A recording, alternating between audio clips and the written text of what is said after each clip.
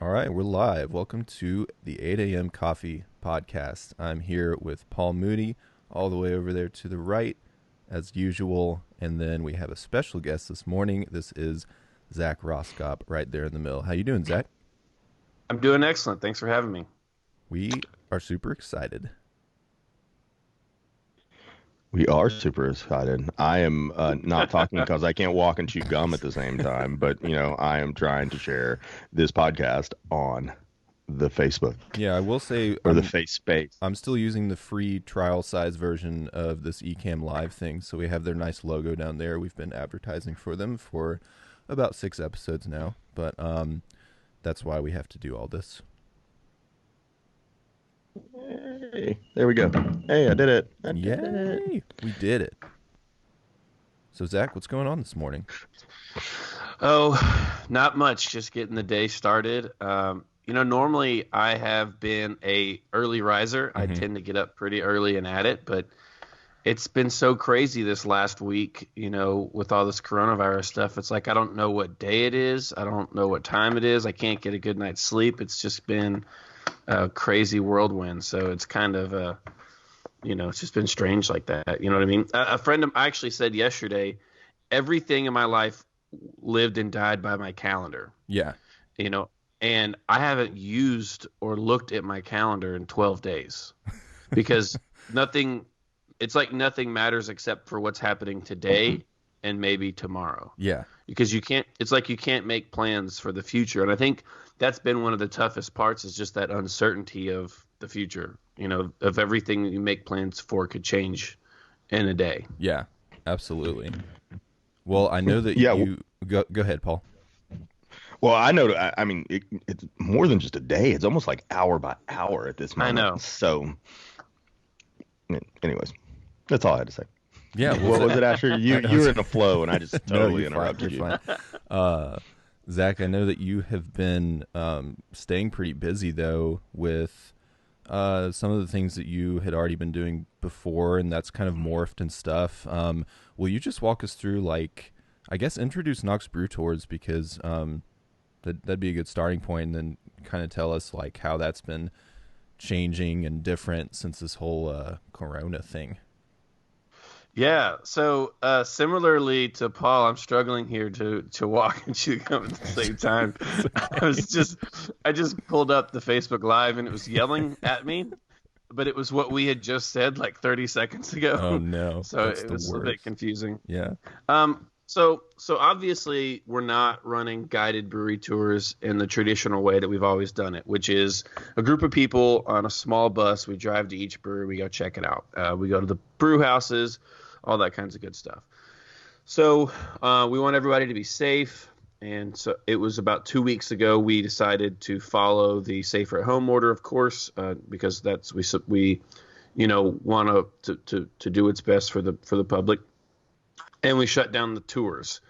But I knew that I wanted to continue to find a way to generate income for my team. We made a promise to our team when we hired them, and I wanted to try my best to continue to keep that promise. And we also wanted to find new and creative ways to be your backstage pass to local beer. That's kind of like our thing. And so the first idea that came to mind was sort of the easiest idea, and that was to deliver. I mean, every brewery, most likely, almost all of our breweries don't necessarily have a commercially insured vehicle with licensed drivers. Well, we do. So that was our first step. We reached out to Last Days of Autumn. That was an easy one for us because that's where our office is located, so our buses were already there. And we offered food delivery on their Taco Tuesday, and it worked. Our drivers were happy. Last Days of Autumn sold more food. We broke even. We were able to pay for things, our fuel and stuff, and it was a lot of fun.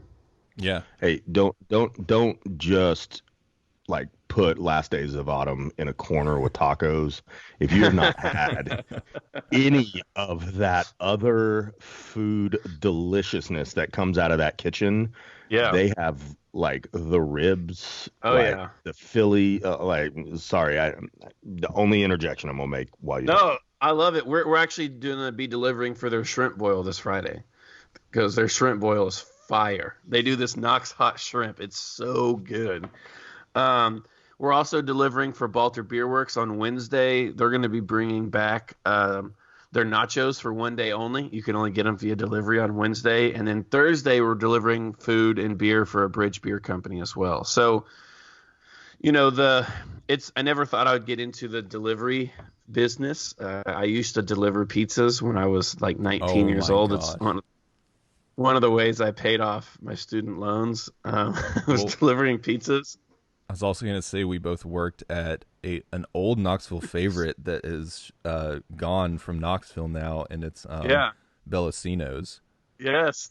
I was one of the only restaurants I ever worked at where I never got tired of the food. Like I would eat Oh there my every gosh. day. Yes, yes. That bread. You just eat the bread. So I never thought that life experience would come back into my business life, but we're doing food and beer delivery, and it seems to be going really well. I think a lot of people are embracing it because they're able to support two businesses Yeah. in one go.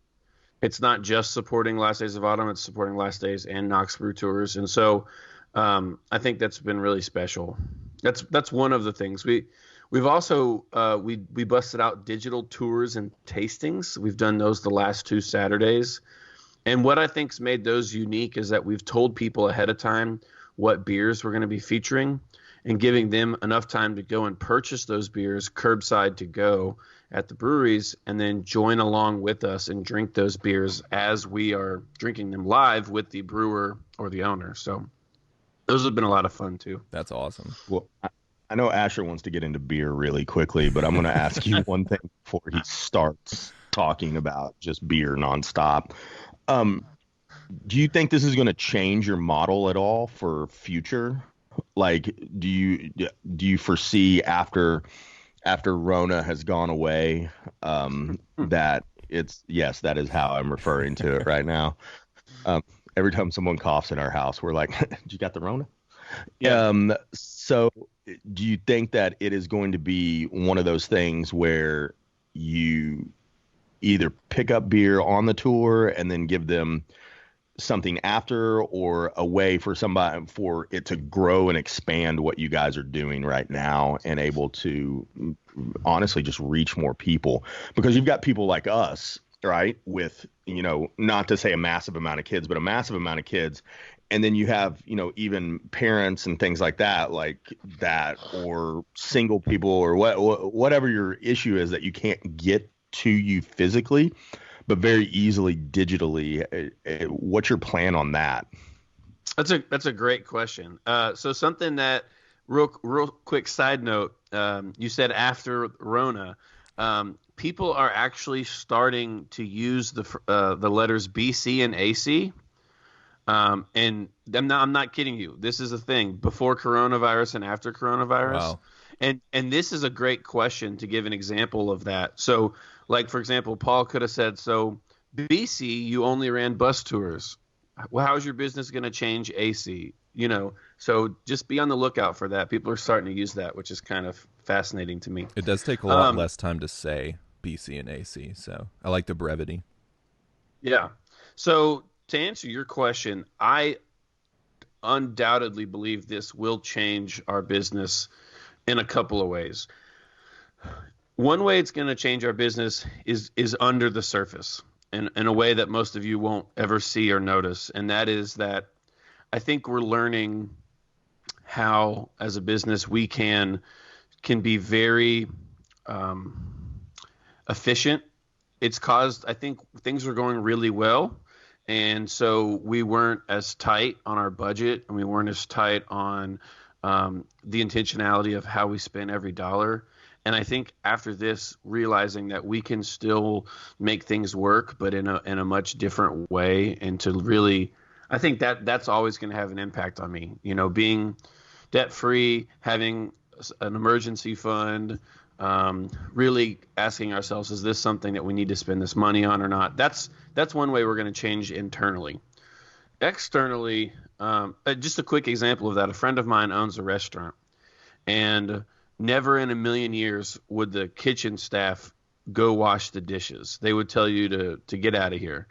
But now they're all so happy to have the work that they're That's all the washing the nicest dishes. way a line cook has ever I said. was about to say. By the way, I just need you to be straight up with that, because then there's yelling and screaming and Yeah. throwing after that. Like there's, but a beautiful example. Yeah, so he's got two chefs right now who are washing all the dishes with a smile on their face because they're happy to have a job. And he's like, AC, you guys better remember this moment right here when you guys all work together as a team. Externally for Knox Brew Tours, I think where we're going to change is I don't see a reason why we wouldn't continue to do these digital tours. You know, people, it's coming across to people that buying beer to go is like this new thing that we couldn't do before. We've always been able to buy beer to go, right? We've always had crowlers. We've always had packaging. So we could do these digital tours, do a specialty interview, maybe show you guys a little something different. And why not offer it for free? Because that could be something that could get people on the bus in the future. So as far as doing food and beer delivery, I don't necessarily think that would be a part of the future of Knox Brew Tours, but definitely the digital tours and tastings. We're going to come up with something in the next month, I guarantee you, that's going to stick and be a part of our business model for the rest of our business life. Yeah. I think that's true of every one of our breweries as well. Yeah, that's really cool. And on my end, like teaching lessons over Skype is something that I was really hard against before, just because, I mean, there's so many limitations to not being in the room with a student and kind of seeing their technique and all that kind of stuff. But now it's like, I mean, I've got the setup for it. I may as well just advertise it. And now I could have students coming from, like the northwest corner of the world. So that's cool. Well, this has definitely forced us all to maybe do something that we didn't want to do, or at least we didn't make a priority to do it. And now that it's out of necessity, we're like, okay, this isn't so bad. Like, we've been wanting to expand we do a radio show every Tuesday night. We've been wanting to expand that to a YouTube channel and a podcast. And now it's like, what's your excuse for not doing it? So it's kind of interesting in that way. Yeah, quick shout out. By the way, we have Zack Roskop here from Knox Brew Tours, and his podcast just went live yesterday on all platforms except Google so far. So Google has a platform. Hey, by the way, I keep muting you guys because I am outside, so it's either the rain hitting the tin or children screaming because they're being forced to wake up. There is no in between. So if it's coming through like staticky, that word, yeah, I'm sorry, but yeah, it also allows me to make little comments and you all not hear them. So, with what you guys do, it kind of ties in a lot with what we do, like business and professionally and everything. And it's kind of like what you talked about. Yeah, but we'll go ahead and use your BC, if you will, before the Corona. You should have seen the amount of food trucks that basically we're not coming unless we get this much, and you've got to guarantee this, and if it does, you have to pay it, all that other stuff. And I'll be the first person to say this. I've already ticked off all of them by saying this, and this was before Corona, is I run this thing called a real business. And you can't work in a place and have a brick and mortar, and then when rent comes, go, well, you know what happened? We didn't hit 100% of the sales, so you need to knock off 40% of my rent. It doesn't work that way. And now, and I'll just put this very much into the beer world, breweries in this town made food trucks what they are. And I'll just say it flat out.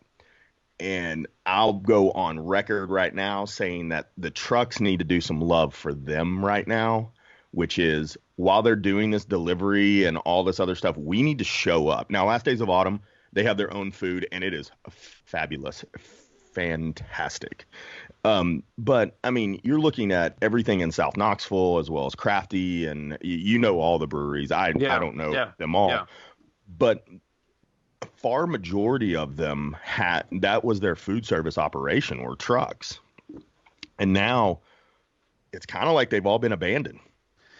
And, Yeah. and for you to say they're doing more in to-go sales than they were, you know, before this, that just, one, on a capitalist side of me, it looks like an opportunity to do two birds with one stone. But also, it's one of those things where we need to show up and show off for specific breweries that helped us get our start. I mean, like Print Shop, I'm just going to throw Print Shop out there because that they are the first place that our truck ever went as a brewery. But also, secondly, Peter, the manager in Beer Market. Yeah. Our first truck, that's where I got my start, was at Beer and Beer Market, on the beer runs and things like that. Mondays used to be horrible for food trucks, and then I'm not saying we made it what it was, but you know, them and their flying pints and all that other stuff. Mondays ended up being one of the best nights there until whatever happened. I don't know what happened, but it's none of my business. None of my business.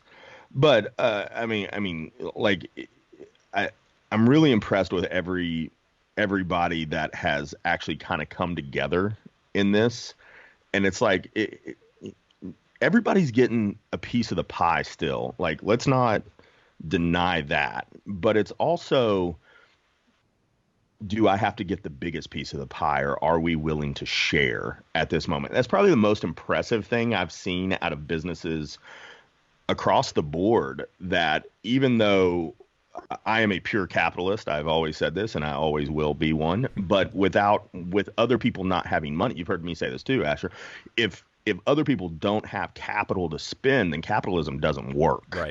Right. So, you know, we, on food trucks, we rely on the breweries to be open. We rely on their beer to be still relevant. We want them to stay open, because another thing I've repeated is that some of these businesses, when they close, they may not reopen.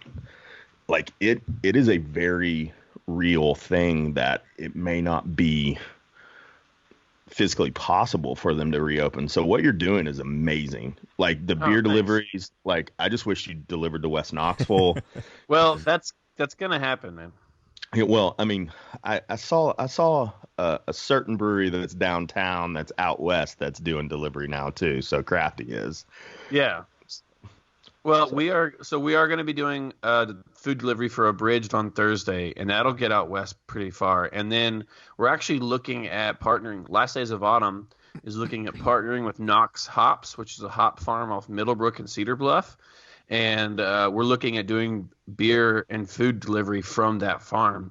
And he's going to be smoking ribs and pork butts on the farm and all that stuff. So that's going to be something to look out for too. So two more shout outs with food. Abridged, if you haven't had those burgers. Yeah. I want to tell you that my burger is the best burger I've ever had, and it is not true. That burger is ridiculous. Yeah. And the guy that owns that farm, I do not know his name. I cannot remember. Tyler, but he has been to our truck, because we're parked in West Knoxville permanently. He's been to our truck at least 15 times. Like, yeah. He's like, dude, come out. Like, I'll hang out with you and make beer and all that. Yeah. Tyler's great. Go ahead. Sorry. I was going to say, you might find this interesting, but the food truck scene in Knoxville has definitely grown. There's more food trucks, and we've seen some of them leave, because, you know, that's how capitalism works, right? Supply and demand. And so, but the fascinating thing is, Last Days of Autumn, Mike would tell you that they may not exist today if they hadn't started doing their own food. That was really something that became part of their identity in the past year and a half, that has made them a really special place. The irony of it, though, is that Mike was so frustrated with some of the food trucks that would just cancel on him at the last second, or be nervous about that guarantee, that Mike was like, fine, I'm going to quit doing food trucks and I'm going to start making my own food. And I thought that was kind of interesting as well. Well, you know, I kind of fully actually support that. A business deal that fell through, kind of fortunate looking in the situation that it is right now. We just couldn't see eye to eye on some things. They are great people. We are great people. Like, it just didn't happen. But we looked at other models in other towns, specifically Louisville, Asheville. Louisville. Cincinnati, where breweries are actually pairing with trucks specifically. Like the truck doesn't leave. Like this is where you get your food. Now they're two separate businesses that work independently from each other, but still in collaboration. So it's just known that that truck will be there 6 days a week. And then they don't, that's just kind of the model. I see that very quickly coming to Knoxville.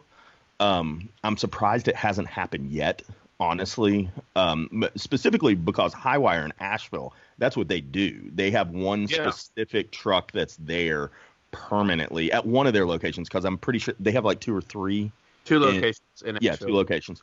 And they only have one truck there, and that's it. And that's where you eat, and they don't have other trucks that come in. It's just known that is where they're going to be. I don't know if that doesn't happen in Knoxville sooner rather than later. Because trucks have gotten a reputation of one-upping you. In other words, they'll book 2 gigs on the same day and go, well, I'll make more money at this one than this one, so forget you, I'm going, even though I booked you first. And I'm not going to talk about how anybody else runs their business. We just don't do that.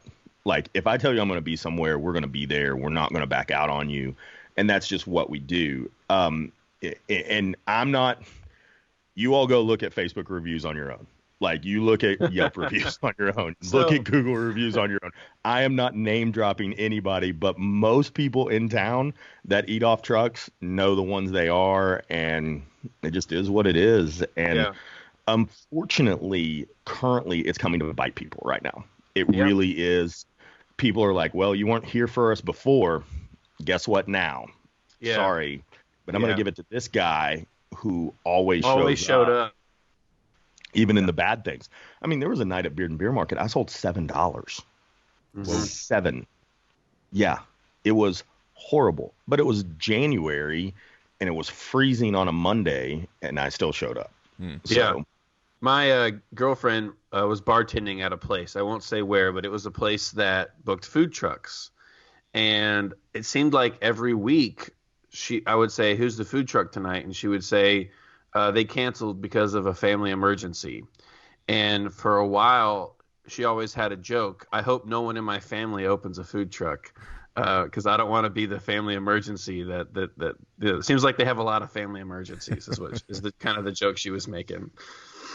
I've seen text messages from owners. Hey, can you come because some so-and-so had something going on, blah, blah, blah, blah, blah.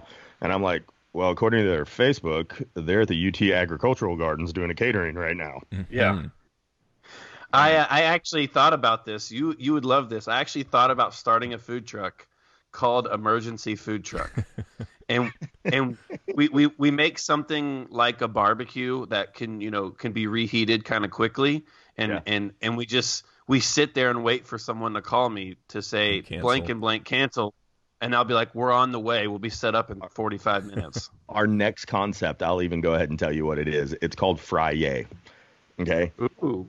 It's $3, $5, $8, $10 bags of French fries with 40 sauces. And that's it. There are no burgers. There's nothing else.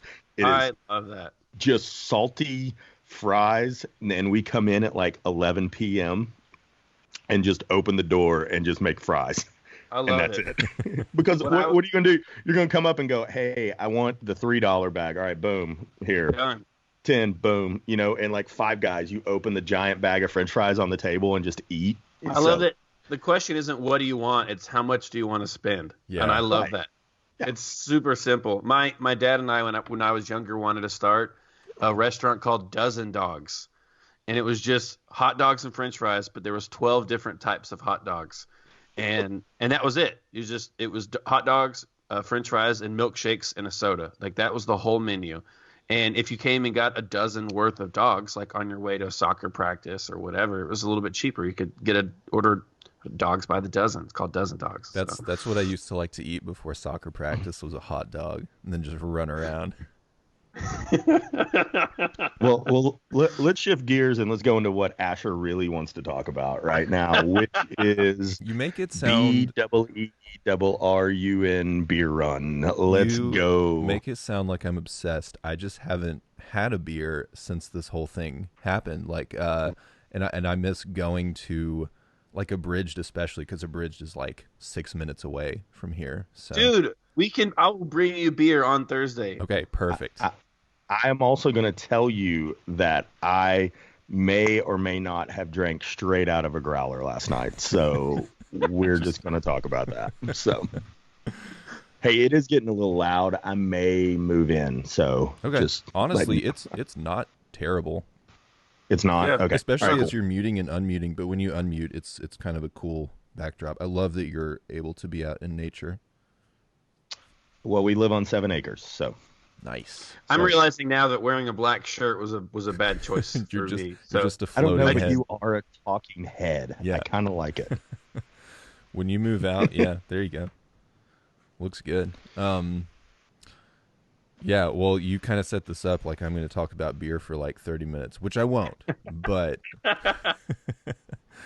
but I do miss it, and I miss Abridged. I miss going downtown for sure. And Zach, Paul, and I have been, well, it's not a joke. I was going to say joking around that doing this podcast was just like having some some human connection outside of just the people in our house and just the few people that I'm still working with doing lessons and podcasts and stuff. But like that community, I feel like you're keeping it going in a cool way, doing like the virtual tours and stuff. So can you give us like maybe a snapshot schedule of what your next 7 days or so looks like doing things like that? absolutely. So I will give you a rough idea of what it is, but the caveat that it could change, Yeah, sure. obviously, as the world Oh, changes. and also like where can people find that? Because we want Oh, yeah. to push that for sure. Absolutely. So the best way to keep up with what we're doing, honestly, is our Instagram and our Facebook. That seems to be the most effective way to get the information to our people clearly. And so that's at Knox Brew Tours on Facebook, Instagram, knoxbrewtours.com. We kept it pretty simple. Speaking of keeping it simple, people always used to walk up to my bus and they'd say out loud, "Knox Brew Tours, what do you guys do?" And I'd be like, "Well, we give tours of breweries in Knoxville." I thought that was clear, but anyways, I know what they're really asking. Right. So this week, tonight, we are doing food and beer delivery for Taco Tuesday for Last Days. Wednesday, we're doing food and beer delivery for Balter. Thursday, we're doing food and beer delivery for Abridged. And then Friday, we're doing food and beer delivery for Last Days of Autumn for their shrimp boil. However, something really special that we're doing on Friday. We have all this year committed our First Friday loops to raise money for a local charity. And our goal this year was to raise $2,000 for the whole year. And basically, on First Fridays, our buses would drive in a loop, and you pay $10. It goes all to charity, and you can hop on and off the bus wherever you want, whenever you want. Oh, cool. Obviously, the First Friday loop has been postponed, but we want to stick to and keep the commitment that we made to the individual that we chose for April's First Friday loop. So this Friday, all of our drivers have agreed to donate 100% of the tips that they receive from our delivery service on Friday to the Leukemia and Lymphoma Society in honor of Stacy Hilbred, who is the person that we chose to do our First Friday Loop charity for. So we're going to keep that going. Just because the loop has been postponed doesn't mean that we need to postpone the charitable giving that we planned on doing as a company. So we're going to keep that going this Friday. And then this Saturday, we'll probably do 3 digital tours and tastings. And then Sunday, we're going to be bringing back our pop-up front lawn music series. People can basically text us that they're interested. We'll send them a song list. They'll send us their address. And then me and a local artist will drive around in my bus, which is perfect because we can be more than 6 feet apart from each other. Mm-hmm. We'll drive to each of those addresses. The artist will pop out of the back of the bus. He'll stand on he or she or sometimes there's two of them, will stand on your front lawn, perform a couple songs for you, and hop on the bus and head to the next place. So Nice. That's awesome. And how do you sign up for that again? You said just text? when we post that, we'll have people text our business phone. Cool. We'll add all the addresses to a Google map, and we'll do our best to hit as many as we can. We've done this twice now, and both times it's been a huge hit. It just kind of puts smiles on people's faces, and it just creates. Obviously, Skype is great, and Zoom is great, and all these different ways to interact digitally is great, but there's something about just being in the physical presence of somebody, and we found a way that we can do it safely, and it's been a lot of fun. The number one requested song that we've done so far that people have asked for is "I'm Still Standing" by Elton John, which I think is really sort of special to kind of where we're at in the world right now. Yeah, that's cool. And we were going to do a quick rendition of it over live. I'm just kidding. We're not going to do that. You do not. You never know what it's like. Let me go get Ashley or Grace. They can sing. Yeah, I will not. Hey, real quick. So that's what we're doing. That's awesome. Someone in the chat over here, Hillary Godsey, said, "Does Merchants of Beer own that food truck that sits there?" But I think that might have been a while ago. I don't remember what we were talking about. They do. They do. Cool. They do. Cool. Yeah. Awesome. Hillary owns a refill coffee trailer. Nice. So nice. Yeah. She's one of our friends. Yeah. She's one of our friends. They have really good coffee. Also, I like that coffee. If you guys, Zach and Paul, if you check, excuse me, on your page, there might be different comments there of people who might be asking questions or writing in stuff like that. But I'm live streaming on TikTok, so it's kind of hard for me to check. So. Can you give us the it's past 8:30, so can we get the quick TikTok update for Paul Moody? Well, before we do that, how are the dogs, Asher? How are the dogs? They good? Those are the two consistents for this entire 8 a.m. podcast. How are my dogs, and how is Paul's TikTok? But the dogs are great. They are sleeping as usual, as they do during the recording. They are sad because it's a rainy day, which means I will not let them go play in the mud because I do not like giving them bats. They are Australian Shepherds, and they have double the fur of other dogs, so they take 6 hours to dry. Let's see. Since last night, the TikTok has gone up 463 followers. Whoa. So we're sitting at about 23.4 thousand right now. So that's ridiculous. That's fun. That's so many people. Zach, Asher last episode tried to get me to committing to dancing on TikTok, and that has not happened. Hey, but we're losing focus and not talking about beer because I have some really good questions about beer. Yeah. So I like how I played it as Asher wants to talk about beer, but yet I keep talking about it. You want to talk about beer. Are there any beers that you do not like? Me? Man, that's a good question. Both of you. Oh, okay. Yeah, that's a great question. What do you not like? That's a great question. So there's a big difference between don't like and can appreciate. So let me clarify. I am not a big fan of most Rausch beers. Smoked beers are not my thing. I don't love that when you take a sip of it, it tastes like a pork sandwich. It's not my jam. So that's what I don't like. However, jam on a pork sandwich sounds really good, but it does. However, I definitely can appreciate a Rausch beer and a well-made Rausch beer. This is actually kind of a hot topic right now in the beer industry is Untapped. So some of you probably are familiar with the app Untapped. People can go on there and they can rate their beer, and it's really frustrating for the community, for the brewers, because here's what will happen. Somebody will order an IPA, they'll take a sip of it, and then they'll rate it 1 star, and they'll put, I don't like IPAs. Perfect. Oh, okay. So I am a person that does not enjoy IPAs. I will tell you that right now. Now, I guess coming from a service industry, I don't like button mushrooms. Don't get me started. I despise button mushrooms. I despise button mushrooms and eggs and olives more than anything that you could imagine. However, I can still describe them. Is that kind of what you're It's looking at? well, Because I wish that when you pulled up Untapped, mhm, you could there was Untapped A and Untapped B. And Untapped A is I'm going to rate this beer to style.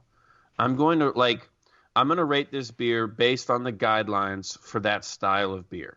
right, And then you have Untapped B, where it's like, I'm going to rate this beer to my personal and individual tastes. yeah, So, for example, I could taste a Rausch beer from Brewery X, and then I could go into Untapped B and say, for me, this is a half star as a reminder to me that this isn't my cup of tea. However, if I compare it to other Rausch beers and I compare it to the style guidelines, I'm going to give it 4 stars.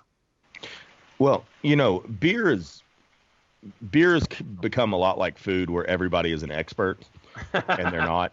And sorry, No, it's true. throwing that in real quick. Um, because I can definitely appreciate, because I know a lot of the brewers, because of food truck and things like that, and I can appreciate their work and the hard work they put into the beer. For example, I just know I don't like IPAs. Like I just don't enjoy hoppy beer, so I don't buy it. Oh, we gotta unpack that statement. So, and it's not that I won't try them, because I will. I've continually tried, and it's just like, that's not for me. Put it down. That's okay. That's okay. And that's great. I kind of, what I tell my kids, I tell myself, which is, you don't know if you like it until you try it. But if you don't like it, that's okay. Just don't eat it again. Yeah. Until later. It's kind of like sweet tea with me as well. Every time sweet tea is at a picnic, I try it, and I still don't like it.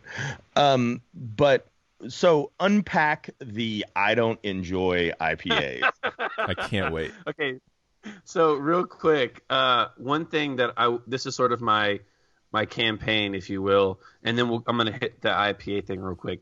But beer is personal. It's subjective. It should be. And we need to embrace that. It's different. On our tours, every beer that we pour is someone's favorite beer on the tour and someone's least favorite beer on the tour. And that's okay. And we need to be okay with that. I wish people would stop using the words, and you guys didn't do this for the record, but I wish people would stop using the words best and worst and start using my favorite and my least favorite. If I say to you guys, Crafty Bastard is the best brewery in Knoxville, I'm telling you what to think. But if I say to you, right, Crafty Bastard is my favorite brewery in Knoxville, I'm telling you what I think. Mm-hmm. And we need to stop telling people what to think and keep it personal and make it about, it's very different if I say that. You know what I'm saying? So yeah, I equate that to when people say, this happens in like TV shows a lot, like, I completely understand what you're going through. I wish people would stop saying that and say, like, I hear what you're saying, or I think I get it, or whatever. I could go on a rant about that. That's for tomorrow. Oh yeah. Okay, so if someone can you do the my favorite awards instead of Knoxville's best? Yeah, now? absolutely. So because Mike won the pizza. I just need you to know that. So. It's not bad. I have not had it, so it's not good. It's not my favorite. It's not my favorite. It's not my least favorite. I'll tell you that. Yeah. Okay. So Paul. Yeah. Unpack the IPA. And so here's the IPA thing. When someone 4 years ago said, I don't like IPAs or I love IPAs, I knew exactly what they meant, because the IPA of 4 years ago and the IPA of today, we have diversified and more or less bastardized the IPA style so much that I could put 10 IPAs in front of you and they all be so different and so vast that you almost can't compare them. So now whenever I hear someone say, I love IPAs or I hate IPAs, my response is, which IPAs? Because we have hazy, we have milkshake, we have East Coast, we have West Coast, we have session, we have all these different variations, subcategories of the IPA category. And I've also found out from our tours, 90% of the time, that when people say they don't like hoppy, what they actually mean is they don't like bitter. That's IPAs are bitter and hoppy, but they don't mean the same thing. Right. Hoppy refers to how much something smells or tastes like hops. Bitter refers to how bitter it is or isn't. If I gave you a really dark piece of chocolate, you wouldn't describe it as hoppy. You would describe it as bitter. And if I put whole cone hops in a glass of water, because those hops were never boiled, there would be no bitterness. You would only be able to describe that water as hoppy. And so I would love sometime when this is all over to take you out, and we'll find out if it is the hoppiness you don't like, if it's the bitterness you don't like, and we'll try a wide variety of IPAs and really confirm this. let's do an AC live remote and do 8 p.m. beer instead of 8 a.m. coffee. I'm in. I'm totally into that. And right now, what's fun is I could easily get one beer from every brewery in town and bring it to y'all's house and deliver it, and you guys can disinfect it or whatever. And we could do a flight of beers live next time At we do 8 this. in the morning. Sure, absolutely. Maybe or 8 p.m. Or I'm 8 down. p.m. Yeah, I don't care. I'll do whatever. I'm writing it down. We're doing Like it. I said, I was drinking straight off a growler last night. So. Daddy, what are you doing? That's how I cope. Yeah. Jesus and beer. I once right. said that because beer is so much like bread with the yeast factor, that Jesus was the beer of life, and my mother-in-law did not like that statement. There is a belief. Of course, it's a belief, it's not proven. Sure. But there is a historian who actually thinks that the early, I guess the early Greeks or the early Romans, who started the first translation of the original New Testament was in Greek, right? I think so. That's Okay, a good question. let's just go with it. Yeah.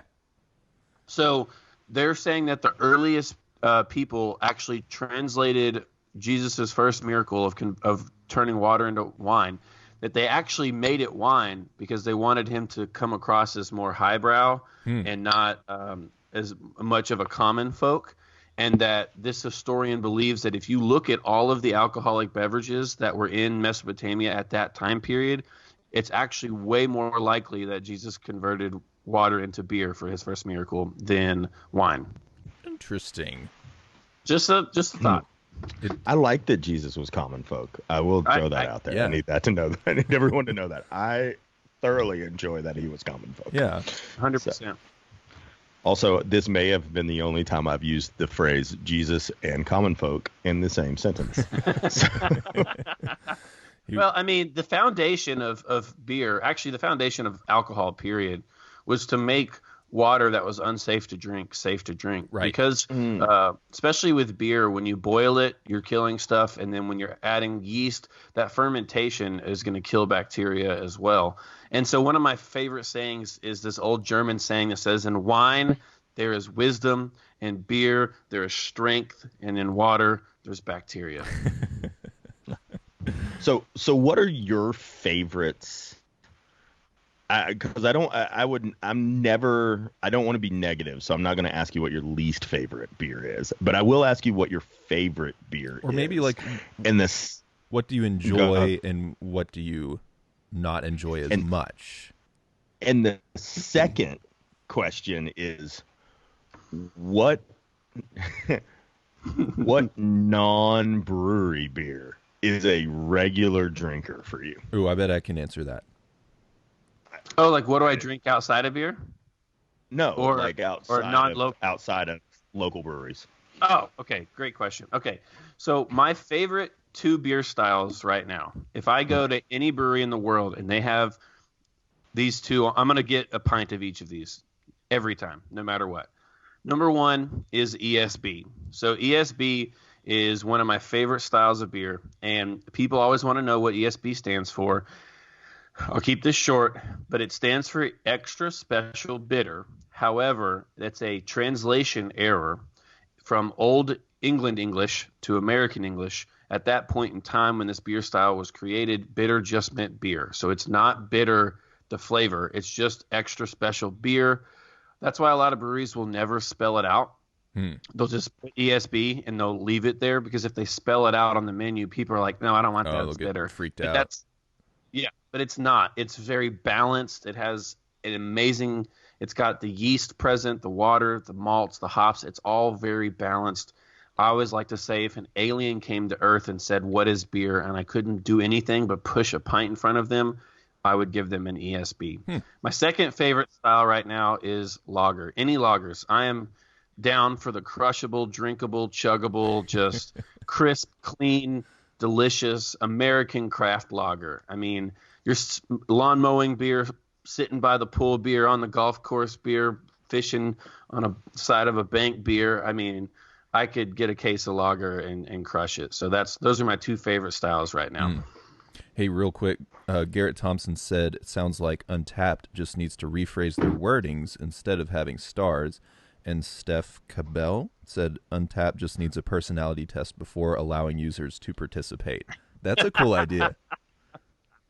Yeah, unfortunately, I think Untapped is so far gone, it's so far established that there's no turning back now. But there might be room in the market for somebody to create a new Untapped.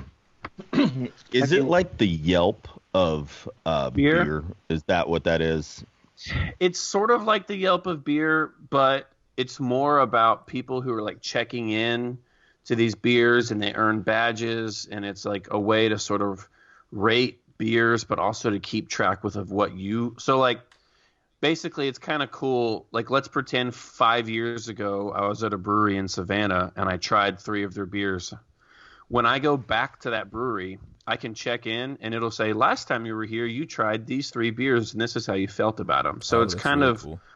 Kind of cool in that way. But yeah, it's sort of the Yelp of beers, kind of. It's got a lot of potential. The thing that's frustrating is there is not one single lager on Untapped, one single Pilsner, I should say, on Untapped that has more than 4 stars, which is impossible, right? There has to be a Pilsner that's got 5 stars, but is it on a 5-star rate? Yeah. Okay. Yeah, but because it's mostly craft beer drinkers, what happens is they get a Pilsner, which is supposed to be basic, right? Right. And they'll take a sip of it and they'll rate it 1 star and go, this is boring. And I'm like, oh my gosh, a Pilsner should be boring. Yeah. Like, that's a 5-star Pilsner right there. Anyways, so outside of Knoxville, I've read their book. I've visited their location 40 times. I believe they are the gold star standard of what craft beer is capable of, and they were one of my first craft beer loves. And the answer to your question is Sierra Nevada. Sierra Nevada Brewing Company is the 3rd largest craft brewery in the United States. They treat their employees unlike any company I've ever seen in the United States. They treat the environment unlike any company I've ever seen in the United States. They make a quality product consistently, and they've always put their product first, and I think they make killer beer, and they're somebody I really enjoy supporting. Which of their different brews, like, do you have a current favorite, or does that kind of like ebb and flow or anything? So obviously their classic, standard, basic first beer ever, their pale ale. Yeah. I mean, Sierra Nevada Pale Ale is the world standard for what a pale ale is supposed to taste like.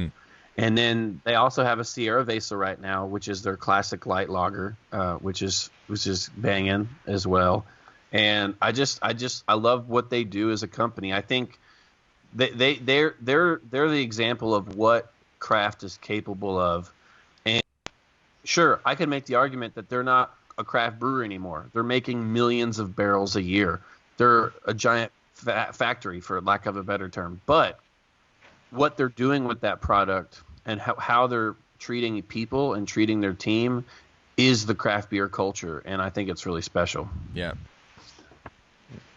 It's really cool. So those are my answers, yeah. Cool. We got any other questions on the Facebook page? Yeah, let me run back through real quick.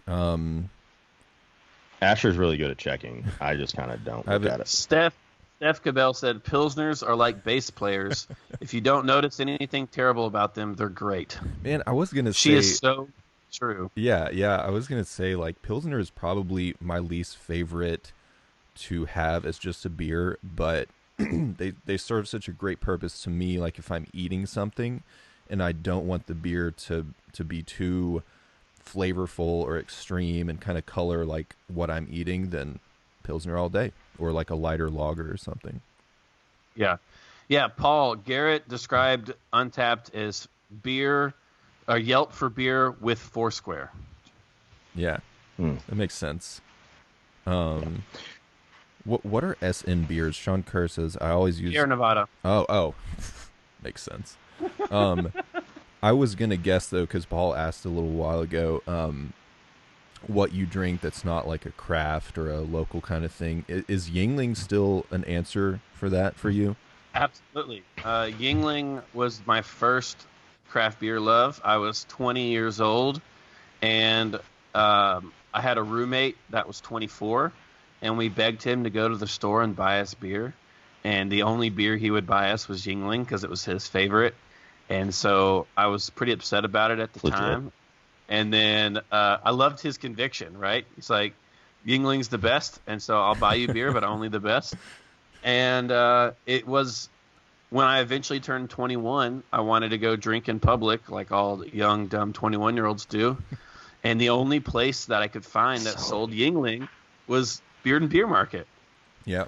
And I go to the Beard and Beer Market and I wear that Yingling keg out till it's gone. And then I show up one day and they're out of Yingling. And I'm like, well, crap, what do I drink now? And they were like, have you ever had the Highland Gaelic Ale? And I was like, no, let me try that. And the rest is history. Love it. I've heard that story before, and it never gets old. I was gonna just share. It's such a good story. I was gonna share real quick that this will be a fun one for Paul and for anyone listening. Zach and I used to live in the same house with like four other people. How long ago is this? 10 years ago? Yeah. I mean, I was in that house from age 18 to 26, 25 or 26. Wow. So Okay. I was there for almost 8.5 years, and I had probably 50 roommates during that year period. Yeah. And you were one of them. Yeah, for sure. And when I was living there for a few months, there was a guy who lived in his truck in the driveway. Robert. What was his name? Robert. Robert? Yeah. Hold on. What? Yeah. Hold on. This feels like Tiger King. Like this is the first shock. Now I'm getting ready to have like 17 more of them. All right. Okay. So this is actually a little Tiger King-esque, actually. Yes. Okay, so I'll keep this short, Paul. I promise. Truck in the driveway. Hold on. Let's start with that, right? Yep. So Asher and I live in this house in this tiny little neighborhood outside of Sequoia Hills. Okay. And historically, this little neighborhood that we lived in was mostly African American because in the early 60s, a lot of the individuals that would work in the houses in Sequoia Hills, this is where they all lived. Okay. They would walk to the houses in Sequoia Hills and walk back. So this is relevant to the story. So Robert was an awesome dude. Him and his sister and brother lived in the house across the street growing up from where my house was. Okay. Well, all the kids went away. The dad died, and Robert moved back to watch over the house. Well, and Robert worked for about 5 different families in Sequoia Hills. He did whatever they wanted, mow the yard, let the dogs out, whatever. Okay. So over time, the house started to develop black mold. Oh. This was before we moved in. This was before my parents bought this house. He couldn't afford to fix the black mold. And so he started to just sleep in his truck, but he would use the house to store his stuff in the shower and so on and so forth. And he ended up developing this habit and actually sort of kind of liked it. His truck became his home. And so and he's watching over his dad's place, blah, blah, blah. So we buy the house across the street. We move in. I ended up meeting Robert, and we become good friends. And that's just the way that he preferred to live, was to sleep in his truck, watching over his dad's house and using it whenever he could. Well, eventually someone came by and offered to pay for his dad's house. And I said, Robert, where are you going to go? And he's like, I don't know. And I was like, well, why don't you just move into our driveway? He had nowhere to go. He wanted to be somewhere that he felt comfortable, and he would let our dogs out from time to time. We'd bring him leftover pizzas from Bellacino's, and literally he was like 6'4", this awesome man. I wonder what he's doing today. 6'4" guy named Robert that slept in his truck in our driveway. And at first it was kind of weird, but once you know the full story, it kind of made sense. He was a friend of ours. That's how he wanted to live. He loved all the money he was saving by sleeping in his truck. And let's be honest, is there anything that makes you feel more secure than someone sleeping in a car outside your house? Like, that's exactly what I was going to say. Like, I've never felt more safe living anywhere than with Robert, like, right outside. Know them and they're sleeping in your truck. Yeah, that's a good point. In your driveway. Let's make sure. Like, because there were plenty of times I came home when I lived in New York and there was a bum sleeping on my footstep, and that didn't make me feel that secure. I need you to know that. I mean, and so he was sort of a guardian angel, man. He was a really special person, and I have a lot of memories with him. He was a good dude. That's a good story, though. That doesn't sound too Tiger-esque at all. So. It kind of makes me want to go. Well, it kind of makes me want to go and try to find him. Like track him down, yeah. I probably shouldn't share this story, but my buddy Matt and I, he had a pornography magazine in the back of his truck. Robert did, and it was mostly of larger women. And Matt and I thought it would be funny, while Robert was asleep in his truck, to pull the pages out of this magazine and tape them to his windshield, so that when he would wake up from his nap, he would be surrounded by pictures of women. So we did it. We taped all these pictures up on his windshield, and there was an older gentleman named Homer who would walk around the neighborhood trying to collect junk to sell for beer money.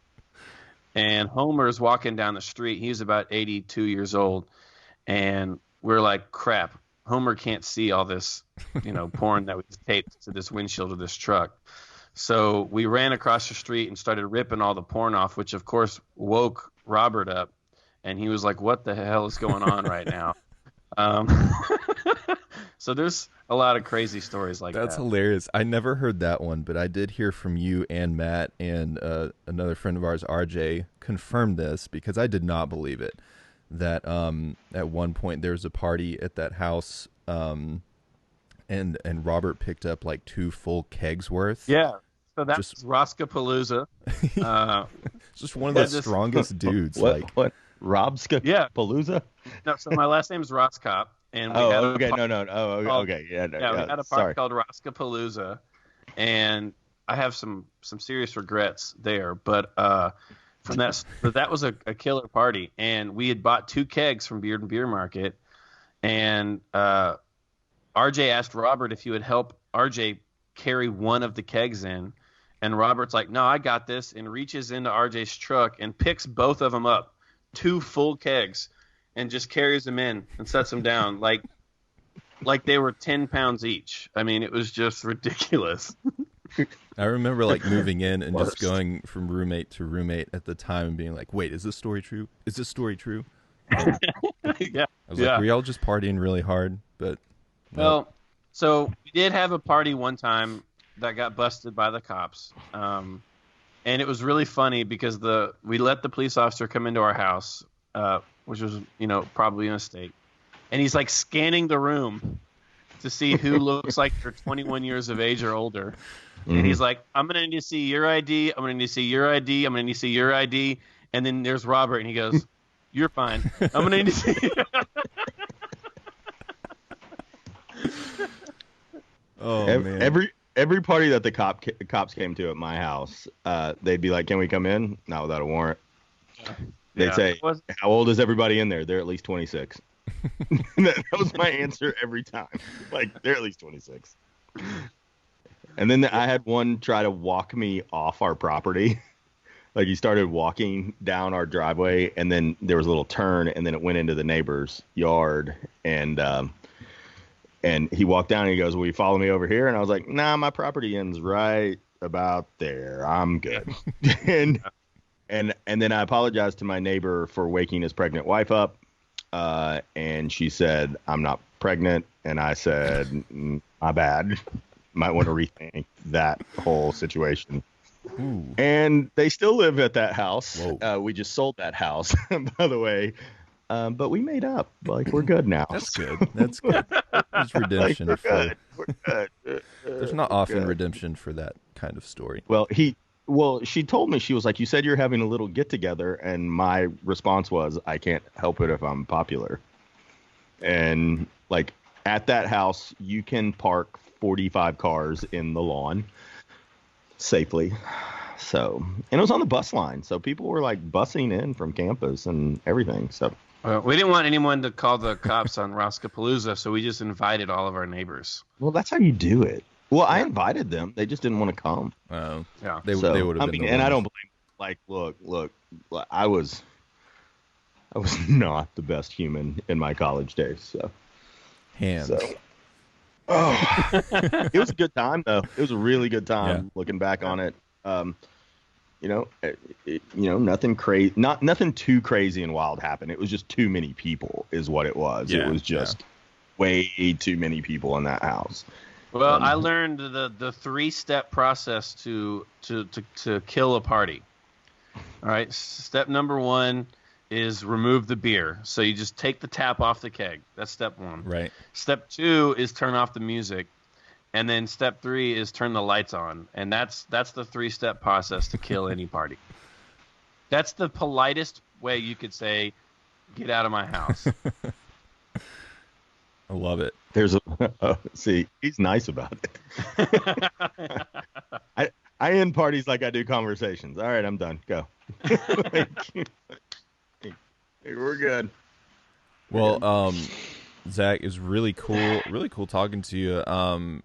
Thanks. Yeah, just wanted to wrap things up for this morning by just seeing like you're spreading like a lot of joy in Knoxville. I think like just doing beer things and continuing Knox Brew Tours. But what are some things that you're doing personally that are kind of like getting you through the craziness? I mean, obviously work, but Yeah. So my girlfriend and I decided about 8 days ago that we're going to take a walk every day. It doesn't matter if it's for 5 minutes or for an hour, and we've kept that commitment. Nice. So there's been a couple days where I didn't want to do it, but then after taking the walk, I was like, I'm glad I did that. So that's been really helpful.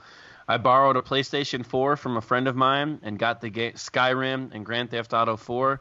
I'm not a big gamer, but it's been kind of a nice, fun little escape to do something a little bit different during this time. yeah. So those have kind of been the two big ones for me that have helped me get through this, was a daily walk and bringing back the old video games. Yeah. Awesome. Do you have a rain jacket for today's walk? Is the question. Yes, I do, and some boots. Nice, because you're gonna need it. Oh yeah.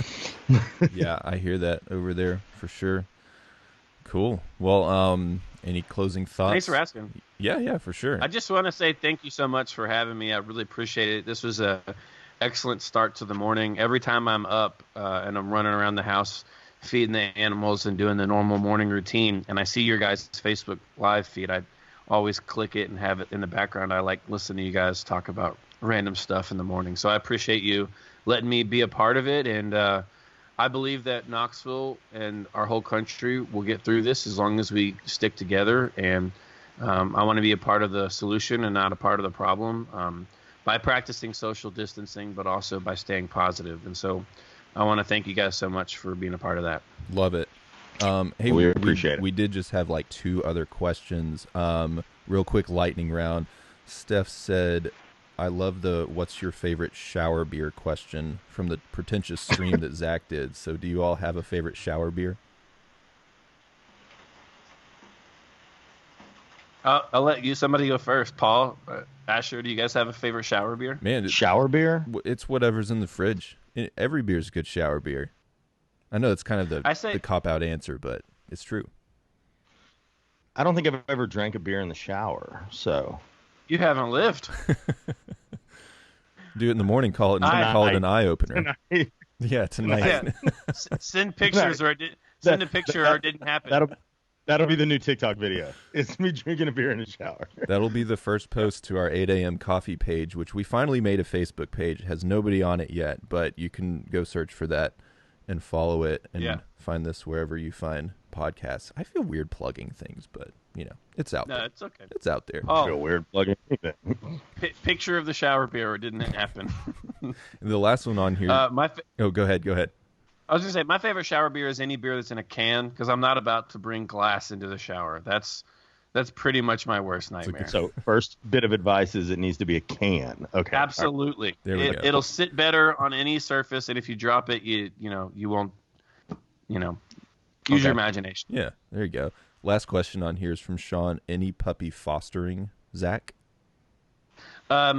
We currently had mom cat and 5 kittens. The mom cat just got spayed last week and is up for adoption, and 2 of the boy kittens are at 8 weeks old and got to 200 grams, and they're getting neutered today and being put up for adoption tomorrow.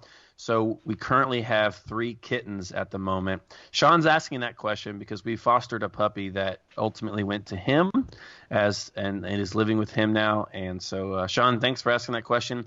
Now is a great time for anyone that would love to help the Humane Society or Young Williams by fostering.